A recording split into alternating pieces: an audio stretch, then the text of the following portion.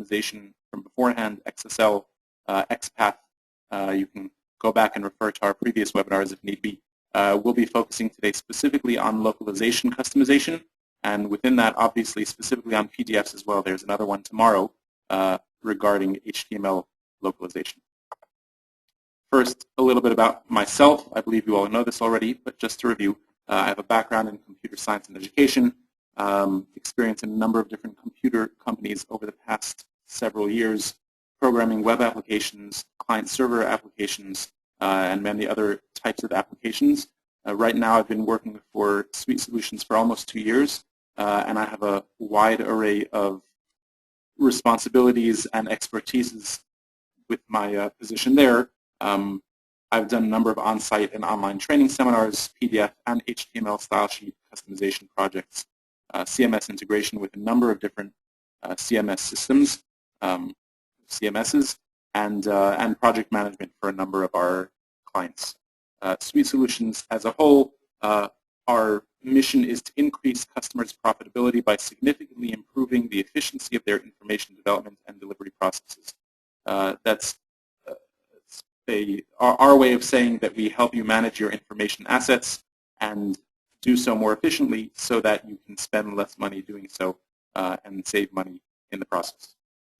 We're with you every step of the way in our content lifecycle implementation, all the way from your content design and creation through publication, maintenance, and so on. And we hope that we serve with a good degree of professionalism, determination, and making sure that everything is done the best way possible. Getting started now with the webinar. If you have any questions at any time, you can just send them to me in the questions field. I'll try to answer them now if I can, or in follow-up emails if necessary. In discussing localization, we're going to go through a number of different topics. First, we're going to discuss locale in general, which is how you indicate to your PDF which language, although it's really more specific than language, as we'll see, you're currently publishing in. We'll move on towards the 4 major components of PDF localization, and then in the end, hopefully we'll have time, we'll get to a little bit about right-to-left support, which is really its own topic in its own right and deserves a lot more time than we'll have today, but hopefully I'll at least give you a brief taste of what's involved in handling right-to-left languages. Getting started with locale. As I said, locale indicates to your DITA-OT what language you're currently publishing in, but it's really more than just the language. It includes as well the region. And I mentioned here that the formatting standard for locale is lowercase language in 2 characters, followed by an underscore, followed by uppercase region, also 2 characters. For example, EN_US with that capitalization and that formatting indicates or refers to English as spoken in the United States. And that's obviously more than just the language, because English is spoken in a number of different places. You can have English as spoken in the UK, and that's its own locale as well. As you see here, 2 other examples I give are PT_PT, and that's Portuguese as spoken in Portugal, which is also known as European Portuguese. But then as well, there's PT_BR, which is Portuguese as spoken in Brazil, also known as Brazilian Portuguese. So by indicating which locale you're currently working with, the DITA-OT can make the correct processing decisions using the correct configuration files, as we'll see soon, for that particular, not only for that particular language, but for that particular region as well. Now, I focused briefly on the capitalization standard, and that's relatively important. If you use a different standard, and some of the other standards that some of our clients use are mentioned here, either just the language when there is no region that needs to be specified, or both of them underscore with a dash or with an underscore, sorry, both of them lowercase with a dash or with an underscore, those may work, but some of them may require adjustments to the DITA-OT infrastructure in order to work properly, in order to make sure that you end up using the correct configuration files for that particular locale. And especially if you're working in both PDF and HTML and you're using the same source for both of them, because they don't necessarily handle this capitalization correctly, it's more important to maintain the standard, because the standard that I mentioned of underscore, lowercase underscore uppercase is the standard that will work out of the box for both PDF and HTML. Again, you can go with a different standard if you have a compelling reason to do so, but it may require some changes in the customization. A partial list of the different locales that are available and that are supported out of the box by the DITA-OT for HTML processing can be found in the DITA-OT installation itself under doc install guide sysrex.html. You can check there. Those are the ones that are supported out of the box for HTML processing. There are 7 languages that are supported out of the box for PDF processing, and those are listed here. US English, German, Spanish, French, Italian, Japanese, and simplified Chinese. There are 2 versions of Chinese. There's ZHCN and ZHTW, the latter being traditional Chinese. It's only simplified Chinese that's supported out of the box. And I should emphasize that when I say supported out of the box, I mean for some of these, to a minimal degree. English obviously is fully supported, but some of the others, again, we'll see soon exactly what components are involved here. But for example, Chinese, not all of the static strings are fully translated. If you publish a string in Chinese, as we'll get to soon, if you publish a table in Chinese, rather than having the Chinese word for table, it'll still just say table. That word hasn't been translated in the out-of-the-box Chinese configuration file. So there's basic support, but not necessarily complete support. Therefore, for these languages, you can get a functional document, but in order to really get it polished, you'll have to do some customization work as well. That's our basic overview of locale. Now the question is, how do you use the locale? How do you indicate to the DITA-OT which language, which I'll refer to it as language, even though, as I've mentioned, it's really a bit more specific than that, but which language you're publishing for? And the answer is that it really depends on which version of the DITA-OT you're using. Until DITA-OT 1.5, the locale had to be passed in as a single parameter for the entire PDF document, and that was using the document.locale parameter. Exactly how you get that into the DITA-OT really depends on how you pass all of your parameters into the DITA-OT. This, I believe, was covered in a previous webinar. You can do it using the command line, using a build file. But just as an example, if you were doing it in the build file itself, then in order to pass in a document.locale, it would look something like what you see here in front of you, where you have a parameter whose name is document.locale, and the value in this particular example is ZH_CN. And that would indicate to the DITA-OT that you're currently providing to it simplified Chinese input, and therefore it should use all of your simplified Chinese configuration files in processing that input. Now, I've just alluded to something that we're not really going to cover here, and that is obviously in order to publish a Chinese document, the first thing that you need is Chinese content. Obviously, the DITA-OT cannot translate your document for you. You need to translate your topics themselves and provide those to the DITA-OT. What we're talking about here is specifically the DITA-OT processing of your content and how you indicate to the DITA-OT what language that content is in. So as I've mentioned, until DITA-OT 1.5, the way to do that is to pass in this global parameter of document.locale, and that applies to your entire document.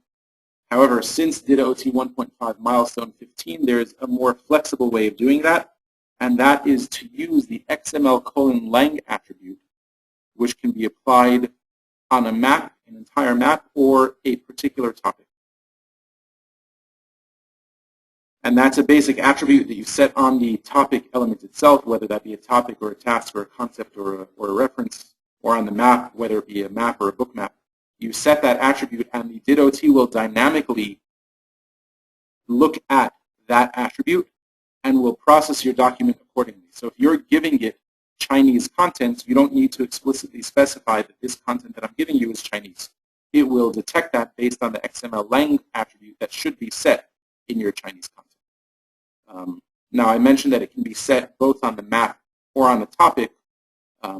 For some of the configuration that we'll see, and I'll mention this as we go along, for some of the configurations, it will look at the map value, and for some it will look at each individual topic's value, but we'll get there as we go along. If you do still pass in the document.locale_ant parameter, that will override anything that's been specified in XML-lang attributes. And if neither of those are provided, i.e. you don't specify XML-lang attributes, and you also don't pass in a document.locale value, then the processing will default to US English, en_US.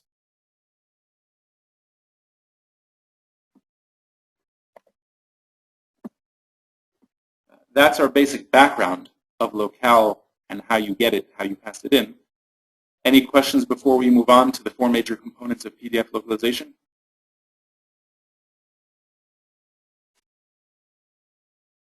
Okay, I'll take that as a no.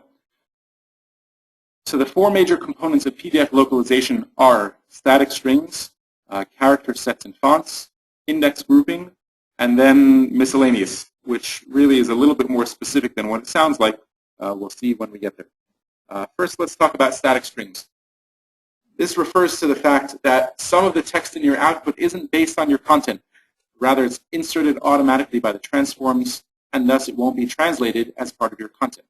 If you give your translators a table to translate, or let's be a little bit more general, a topic that has a table in it, your translators will translate the title of the topic, the body of the topic, the short description, paragraphs, lists.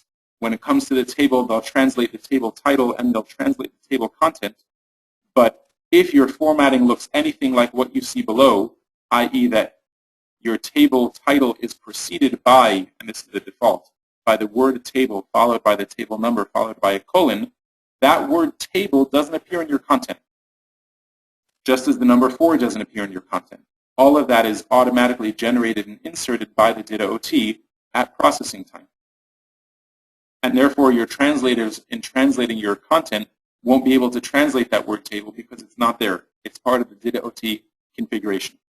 So as things stand, and this is what I mentioned before, that even in the out-of-the-box Chinese, and what you're looking at here, by the way, is simplified Chinese. Even in the default out-of-the-box simplified Chinese configuration, the word table is not translated.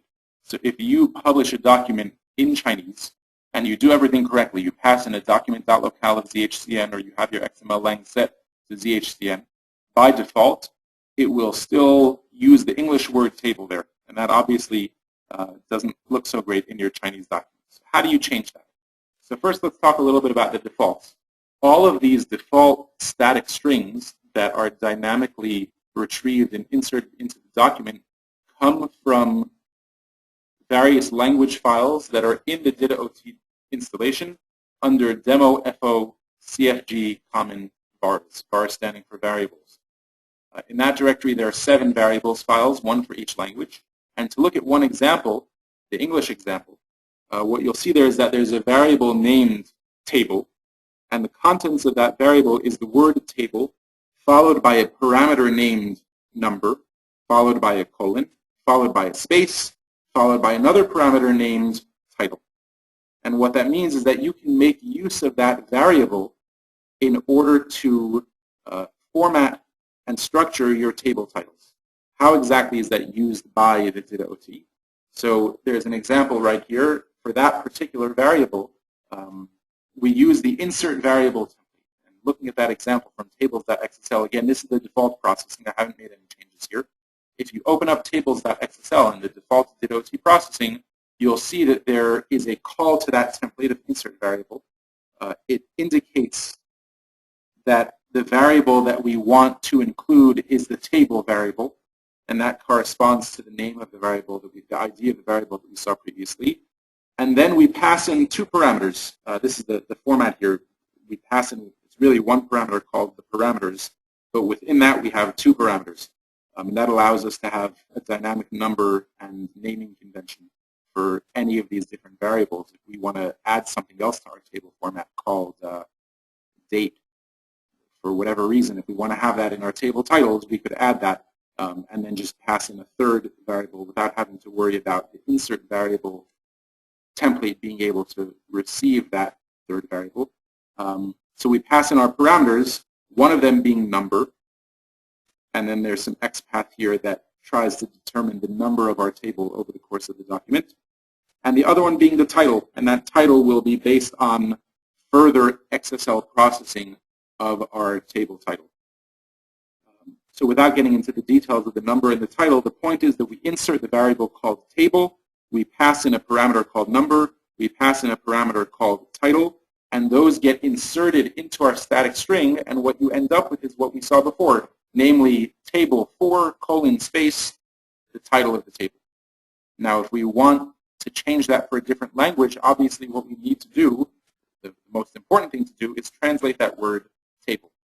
And therefore what we would do in order to customize, again just a reminder from what you've probably learned previously, and that is that you don't change the default .ot files, so we don't go into the directory that we saw previously, but rather all of your customizations should go into the customization directory.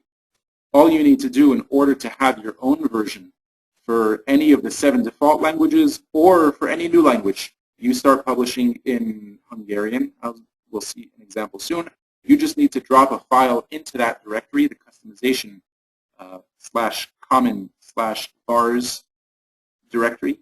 And here I'll just point out again, as you probably understood previously, that customization really can be any directory you want, whether that be the default customization directory or somewhere else.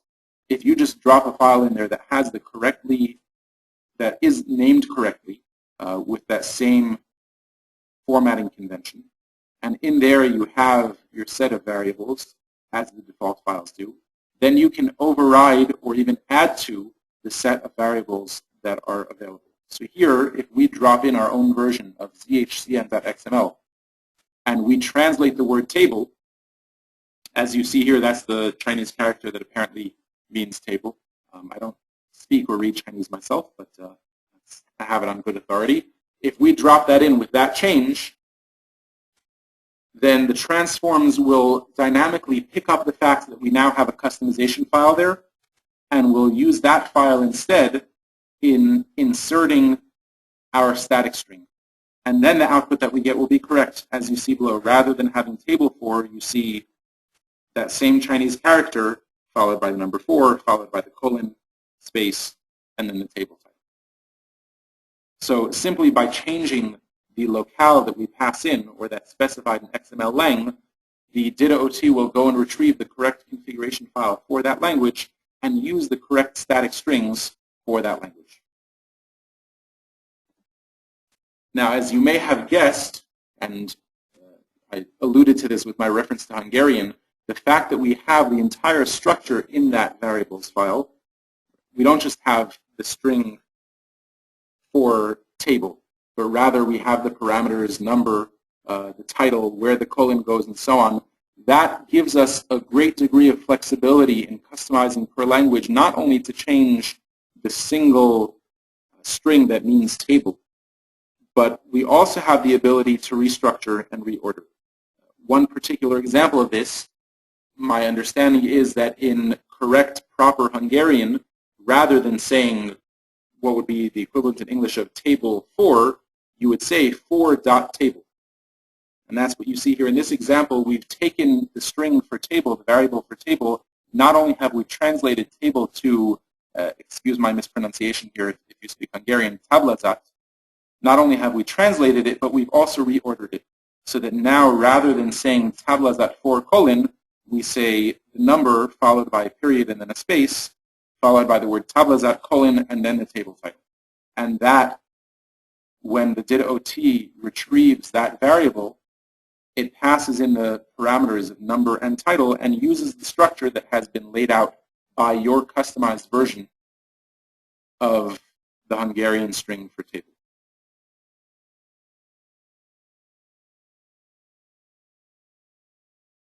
That's it for static strings, although we'll get back to it a little bit later.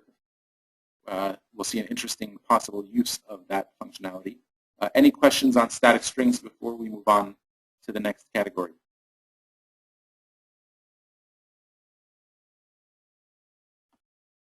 Okay.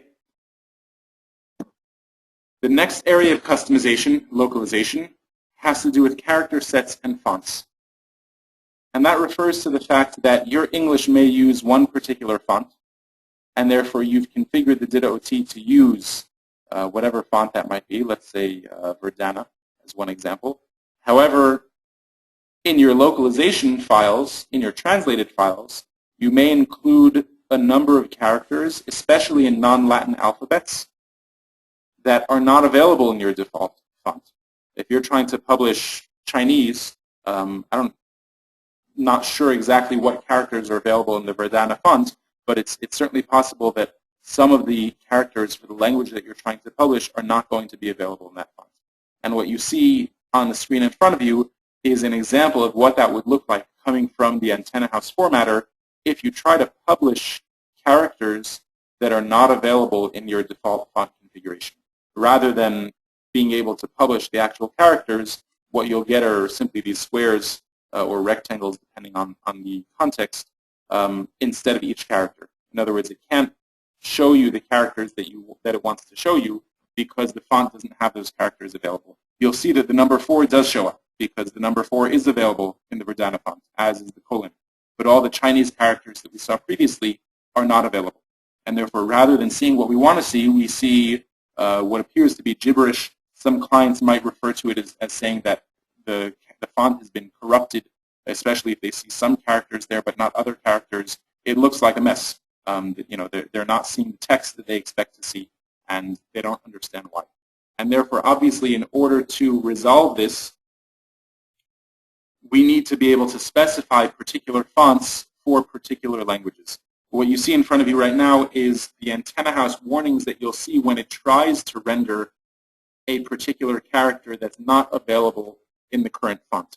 Depending on the version of antenna house, it will show you either missing glyph, and then that's the Unicode for that particular character, 627E in Verdana. And what that means is that the character 627E is not available in the font that it's trying to use to render that character. Or if you have a different version of antenna house or you're using different fonts, then it may try to use a fallback. It'll say that rather than simply telling you that it couldn't find the particular font, it will attempt to use a fallback, and rather than use Verdana, it'll say, you know what, I can't find this character in Verdana, but I do see that it's present in Times New Roman. We're obviously dealing with a different character here, but it's just as an example. Here what we're seeing is that fallback glyph 0161, again, that's the Unicode code for that character, to Times New Roman. And what that means is that it couldn't find it in your default font, so instead it used Times New Roman to render that character. Now that is all fine and good. You'll see that character there, but it may not look like you want it to look. In this particular case, it's actually a character that's close to the Latin alphabet. It's an S with an accent symbol above it, and therefore if that happens to be sitting right next to another S, a regular S, you'll clearly see that it's a different font. You'll see one S in Verdana and another S with an accent mark above it in Times New Roman, and it's not going to match. So obviously we need to figure out how we can specify what font should be used when the default font does not contain the required character set. In order to do that, we work with character set definitions in conjunction with font mappings in order to specify what fonts should be used for particular characters. And taking a look at an example of that, this is the out-of-the-box default. These default files for the character sets are contained under the DITA-OT installation in demo-FO CFG-FO I18N /zh_cn.xml. Again, there's that capitalization format.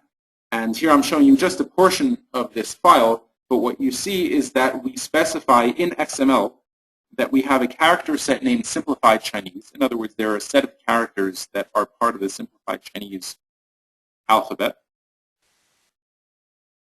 And within that, we see one character range. This particular one is 4E00 through 9FFF. Again, those are the Unicode codes for those characters.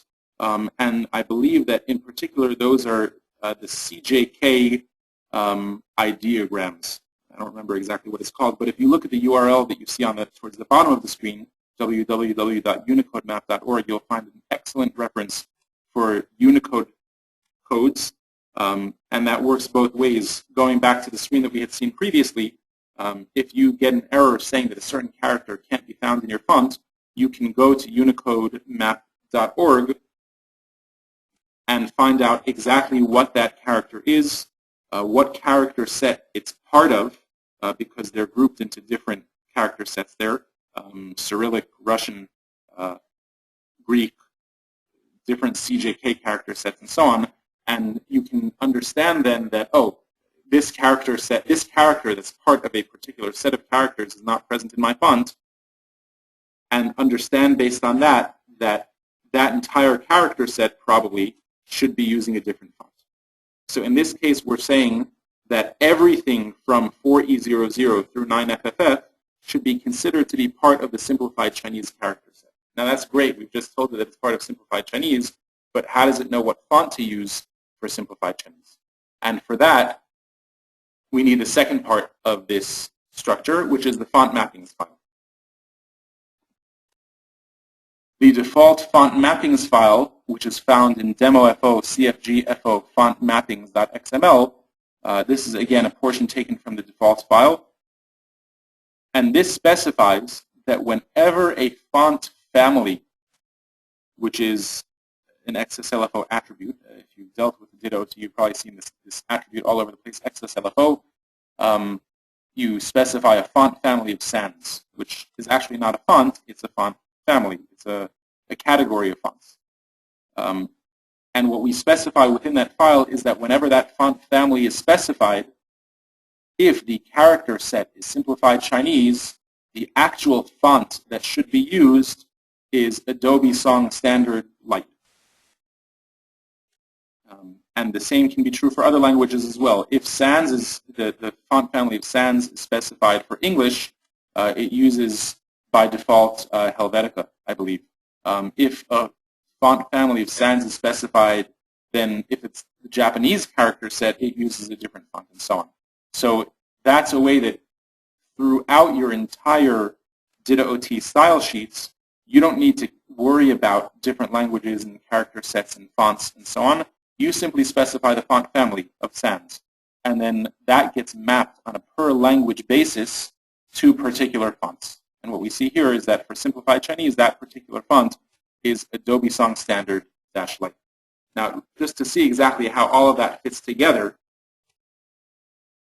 there was another webinar that discussed all of the file processes in the PDF processing from the merged file to stage 1.xml, stage 2.fo, stage 3.fo, and topic.fo. You may have seen this already, but just to review, all of this font processing comes in what's really the post-processing.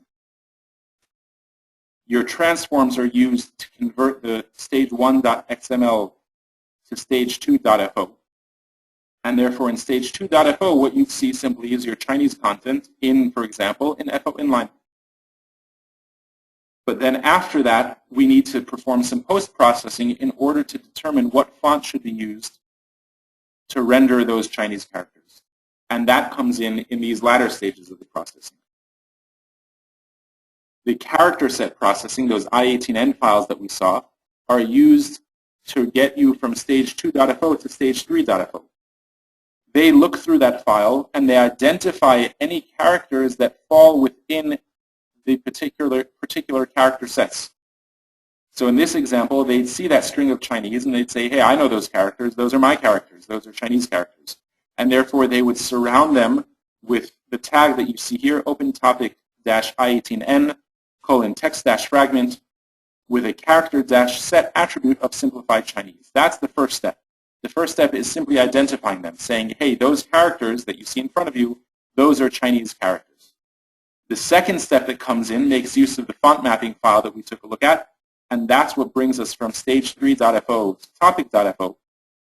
And that transforms the open topic-I18N tag into another FO inline with the font specified. So rather than simply having the Chinese in an FO inline, through these two steps of processing, that Chinese is first identified as Chinese and then specified to use the correct font, the one that we saw before, of Adobe Song Standard -Light. And that's how these two configuration files work together to identify Chinese and make sure that we're using the correct font for Chinese. Now, how do we customize that? How do we work with new character sets within existing languages or new languages that aren't already handled by the default? So the first step is to place a correctly named file in the customization directory under the FO/I18N directory. For example, if we're working with Greek documents, and again, just to emphasize, Greek is also a non-Latin alphabet, so it's also potentially going to offer or present difficulty in formatting in standard fonts. In our Greek file, and again, this is only a portion of that file, but you can look at the default files to see the full formatting. But the portion that we would need to change or really add is that we would need to add a new alphabet. We have a new alphabet that's specified as being the Greek character set. And then within that, we specify character range starting from 0370 through 03FF. Those values were retrieved from the unicodemap.org website. Those are the Greek characters in the Unicode set. And what this will tell the transforms, if we're going with an ELGR, ELGR, by the way, is Greek, in case that wasn't apparent. If we're using an ELGR locale, this will specify to the transforms that any characters falling within that range should be considered Greek. The next step, obviously, is to add an entry to our font mappings file. And again, here we're not going to change the default file. We'll create our own custom font mappings copied from the original, placing it in our customization directory under FO as fontmappings.xml. And we can add in under the sans font family the fact that now we have a new font for a new character set, specifically Greek. And within font face, we can specify what font we want to use, in this case, Arial. Arial is pretty simple, pretty straightforward. It has a very wide range of character sets available in it. Arial Unicode MS has an even wider range. But in this case, what this tells the transforms is any time a character has been identified as being part of the Greek character set, use, in order to render that character, the Arial font. One more step we need to take. The transforms will automatically detect that we've added the character set file, the I18N file that we saw in step 1, but it will not automatically detect the fact that we now have a custom font mappings file. So we need to go into the catalog file sitting under our customization directory, and we need to uncomment. The line is already there. It's just commented out. You need to uncomment the line that looks like what you see below you, URI, the name of font mappings, and the URI of FO/font mappings. You can put that somewhere else if you want to, as long as the URI in this particular line matches up with where you end up placing it. And that tells the transforms that you now have a custom font mappings file. If you take those 3 steps, then when you then go and try to publish Greek, the transforms will be able to identify your Greek characters in post-processing from stage 2.fo to stage 3.fo. And they'll be able to specify the correct font to use for those characters in processing from stage 3.fo to topic.fo. And then in your final output PDF, all of your Greek characters will be rendered correctly with that correct font, while all of your Latin characters will retain the use of your default font, whatever that might be. Now, we're discussing this in the context of localization, but it can also be useful in other contexts as well. Specifically, you might be using a font, especially if it's a custom font. If you've had a font specifically designed for your use, it might not include the full range of characters that you're used to having available to you. Specifically, we've had some clients that use what looks like a quotation mark. It's actually a double prime that's used for inches notation, at least in the States. Or, for example, the 1/2 character. That might not be part of every single font. And if you're using those in your content, then you're going to run into the same exact problem as Chinese characters not being available in your font. They're going to come out as the little boxes. In order to have those characters render properly, you can have them render using another font. You can add a character set called symbols There actually is one already called symbols that you, for things like the registered trademark symbol, the TM symbol, and so on. But you can add one. You can name it whatever you want as long as it corresponds between your I18N file and your font mappings file. So you can specify a character set that these individual characters should be considered to be part of, and then in your font mappings file you can specify which font should be used to render the characters in that character set.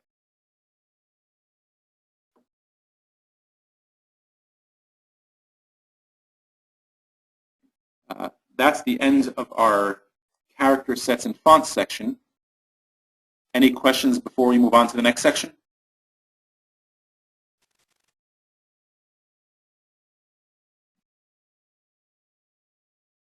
Okay, then let's move on. The third major component of PDF localization is index grouping. Now, what's the need? What exactly does that mean? When generating an index, which is done dynamically by the style sheets, they need to know how to group various similar but non-identical characters together in the index. Specifically, skipping the error line for now, the transforms won't know by default that a U and a U with an accent over it are really the same letter. As we've seen in the context of Unicode, as far as computers are concerned, every letter is just a number. And they don't necessarily know that some of those numbers are really to be considered equivalent. In fact, the transforms wouldn't even know without being told so that a lowercase u and an uppercase u are really the same thing. Sorting technically is a different story. There is some built-in logic with regard to sorting that tells the transforms that u comes after a, for example. But in terms of identifying that all of these are identical, the lowercase u with an accent, and the uppercase u, and that all of them should appear under the U heading in your index, that's something that the transforms need to be told explicitly. And obviously, for languages that have different alphabets, even slightly, even if that difference in the alphabet just means that some of the letters have accents over them, you may need to tell the transforms that in your customization to indicate exactly how things should be grouped. And if you don't have a customized configuration, and you use one of these characters at the beginning of one of your index terms, you'll see the error that you see here in front of you, index-preprocess error, index entry question mark. It shows you a question mark because it doesn't have the font available to render that U, is dropped because corresponding group is not found. Not only will it not know where to put that index term that starts with the U with the accent, but because of that, it won't put it anywhere. So if you open up your PDF, that index entry won't appear at all. You won't even know anything's wrong unless you notice it in the log. So when we're dealing with special character sets, we're going to need to tell the transforms how to group those characters. Let's take a look at a default example. As I mentioned before, the transforms don't even know how to do it for regular English, for lowercase u and uppercase u. That is part of the default configuration as well. Those default files are under a ditto-t installation under demo FOCFG common index. And to look at one example, again, this is just part of the file, but in the English file, you'll see that we have an index group for the letter U. And that says there's a group key here. The group key is actually not used by the transforms. You can generally ignore that entirely. The group label indicates what character should appear on the top of that group. In other words, the big, bold U that you see at the beginning of all the U entries. And then we indicate that the members of that group are the uppercase U and the lowercase u. Namely, any index term starting with an uppercase U or a lowercase u should be placed under your big U heading in the index. This is a simple example, and we'll deal mostly with simple examples today, but just to let you know that you can actually specify ranges here. So if you, for example, wanted to have an index range that for all of your letters A through F, and then another one for G through Z, it's not entirely even, but for whatever reason you want to do it that way, you can do that as well. You can change your label. You can have two index groups, one where your group.label is A through F. You can change that group label to be whatever you want it to be. And then you can have, just as we saw previously, the character sets can come in ranges, start range and an end range. You can do the same here. Say that everything from A through F should go under that group. Everything from G through Z should go in a different group. But here, just looking at this default example, what we're telling the transforms is that a lowercase u and an uppercase u both go under the U heading. In order to customize, looking at an example here of Italian where we have this new character, this U with an accent over it, we need to customize for Italian. So the first thing we do is we take an index file, a customized index file properly named, and we put it in our customization directory under common index. In this example, you'll see it looks exactly like our previous example, except we've added one character to our group, and that is that lowercase u with the accent over it. And that will indicate to the transforms, once it finds that configuration, there's still some steps to come, that lowercase u with an accent over it is a lowercase u, because as I said, to computers these are all numbers. And there's no way for it to know, and I'm just making up the numbers here, I don't know them offhand, that 5324 and 5378 are both lowercase u's, just one has an accent over it. So we need to tell that to the transforms, and that's what we do here by placing both of those characters within the same index group. Unlike the I18N files, which are automatically picked up by the transforms, for some reason, I don't know why, the index files, if you just drop it there, will not be automatically picked up by the transforms. It won't notice that you have a custom file there, and therefore you need to make a small change to your demo/fo/build.xml file, which is written in ANT. I believe that was covered at least briefly in some of the previous webinars. But what you need to do is tell it to first look for a customized index file, then look for a default index file, and use whichever of those it finds. And what you see here, just to go over it for a quick ANT refresher, is that we are setting our index.config.file property to be equal to the location of our customization index file if this available is a condition, if a certain file is available, that file being our customization index file. However, the next step is that if our index.config.file attribute is not set, i.e. it didn't get set over here, then we're going to set index.config.file to a different value, and that is the default location. And then in our index preprocessing, we use our index.config.file value, whatever that may be. If it found a customized version, then it uses that. If it didn't find a customized version, then it will use the default version. Now, I actually promised you one thing before that I didn't follow through on, with regard to the XML lang and which one it will use. For static strings, in order to determine what language you're currently working in, the transforms will use the XML lang that's set on the topic. So if you have 5 different topics in your publication, each of them with a different XML lang, they will each use the static string that corresponds to that particular topic's XML lang. However, for I18N processing, font processing, and for index processing, that's done for the entire document, not on a per topic basis, and therefore for those two, it will use not each particular topic's XML lang, but rather the XML lang value that's been set on the map or the book map.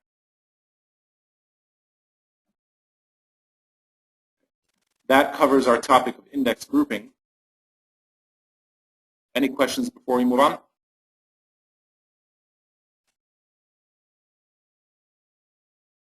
Okay, I'll take that as a no. We now come to the last major component of PDF localization, which is miscellaneous. And here I'll give some examples, and you'll see that they really are miscellaneous, but they all are generally solved sort of the same way, with some exceptions. But the first major example of miscellaneous is, let's say a client doesn't want any italic fonts in Asian languages. A number of different elements are formatted as being italics. In Asian languages, italics doesn't bear the same significance, and therefore everything that's italics, let's say cite, the cite element, or the term element, everything that's italics in English should not be italics in Chinese, Japanese, Korean. How do we do that? And the answer is really a general strategy that one can conditionalize within the style sheets based on the locale variable. The locale variable is essentially the document.locale. When it gets to the style sheets, it's called locale. But within our style sheets, we can conditionalize based on that. So here's one example where the font style for a particular element, which let's say had previously simply been set to italic, here is conditional.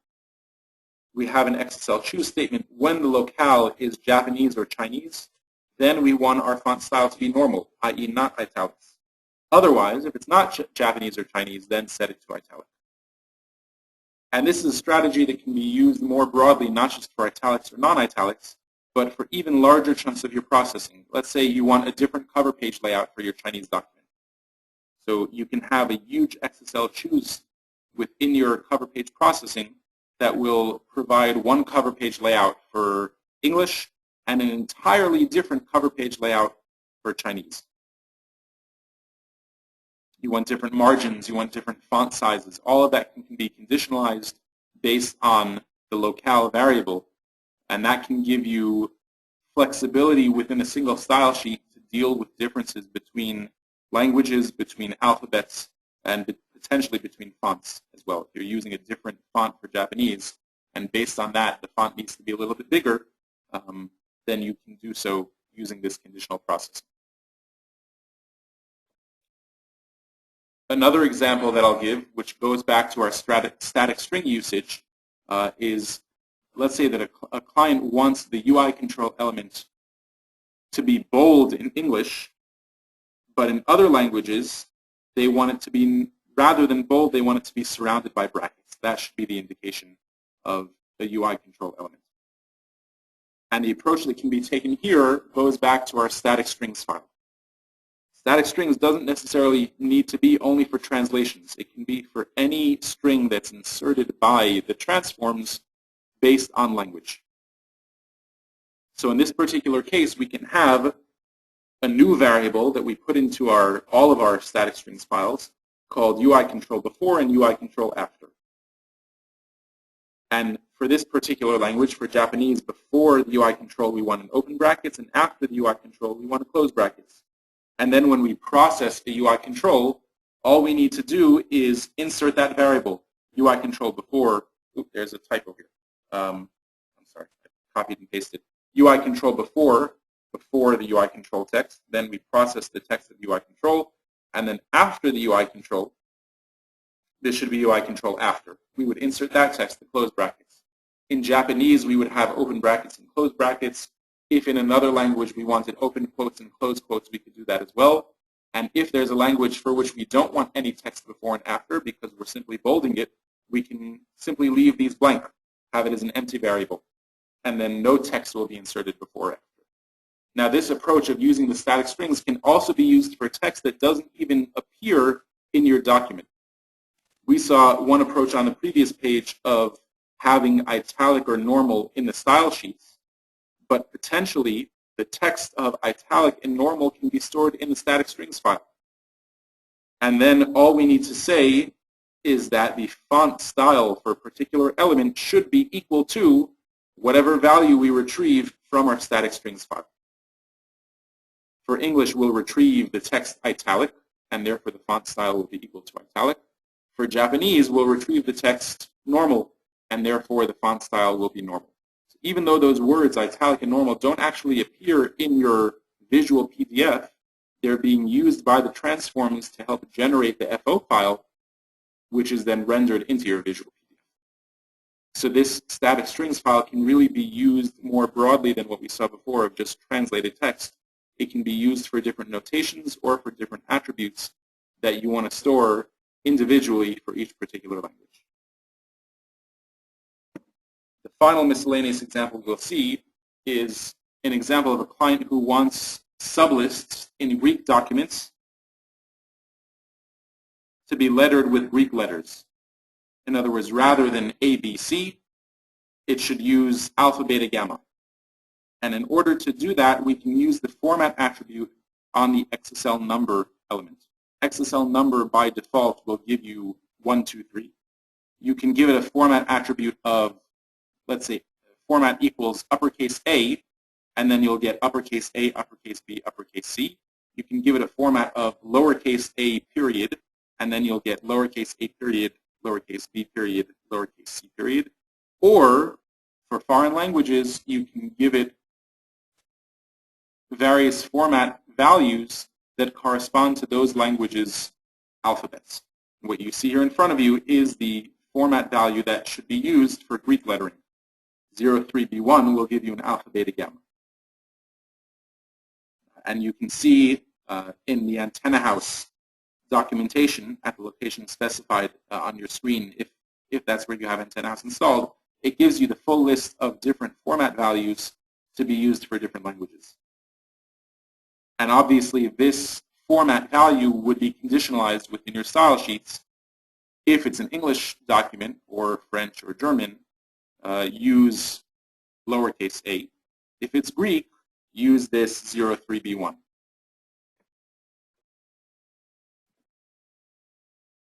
Those are the general categories of miscellaneous differences that one might have between different languages. We've got a couple of minutes left to get to right-to-left support, but any questions before we move on?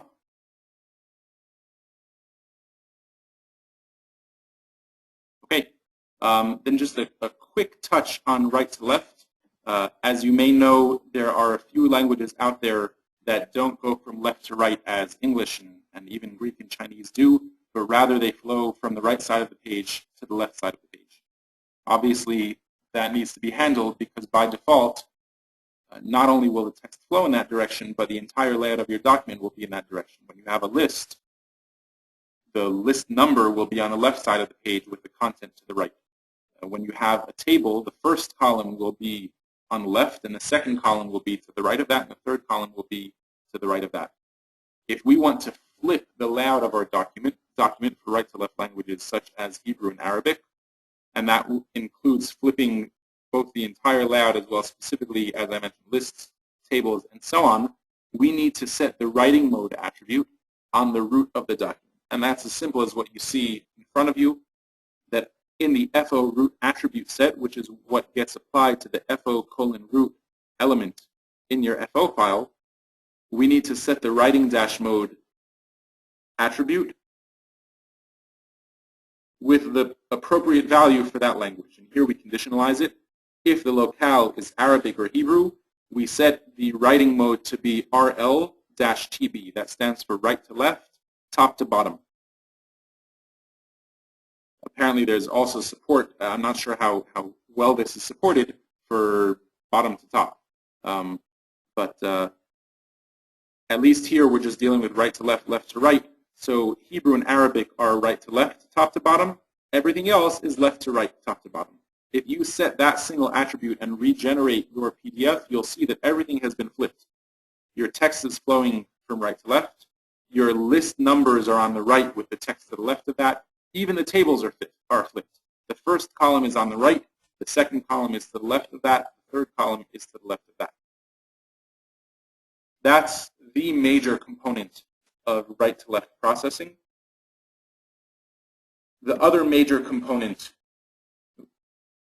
the other major component of right-to-left processing is left and right attributes. Most attributes within XSL-FO are left and right agnostic. There's a start indent, an end indent. Those will remain correct even if you flip your entire document. For left to right languages, start is the left. For right to left languages, start is the right. But if you've specified specific left and right attributes, such as margin left, padding left, border left, things like that, stay as left and right. They're very specific about being left and right. And therefore, if you flip your document, the alignments, the borders might not be correct. So we need to conditionalize that as well. And what we see here is an example where in English, let's say we had a margin left of 0.5 inches and a margin right of 0.2 inches. Now, if we're flipping our layout, we presumably want to flip those as well. So I make use here of a simple template that I wrote that I don't include here called direction. That simply checks the locale and returns either an RTL or an LTR. Based on that, we decide what the margins should be. For our margin left, if we're going left to right, it's 0.5. If we're going right to left, then our margin left should be what our margin right was, because we're switching them, we're flipping the sides. So that's 0.2 inches. Our margin right, if we're going right to left, should be what our margin left was. That's 0.5 inches. If we're going left to right, otherwise, then it's what our margin right originally was, which was 0.2 inches.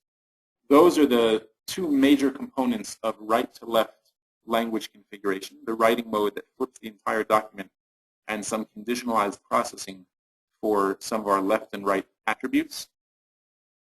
There are other aspects that come into play here as well, especially in combining both right to left and left to right text within the same sentence, which happens often. You can have a Hebrew sentence with a few English words within it.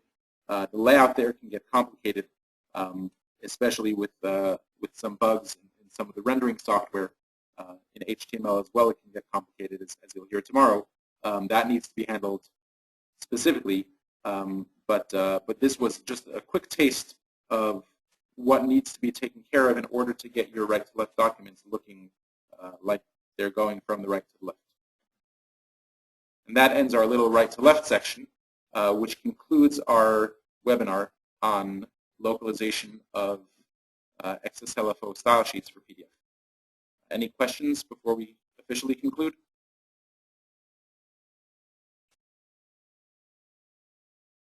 Okay, then we'll conclude the webinar. If you have any questions afterwards, please be in touch. Again, my name is Reuven Weiser. You can reach me at reuvenw@sweet-sol.com. And we're happy to answer any questions either about this particular webinar or anything else, style sheet development, any needs of one-on-one support and training, CMS integration. We're happy to help in any way that we can. I hope you enjoy the webinar and learn from it, and looking forward to tomorrow's webinar. Have a good day, everyone, and thank you for your time.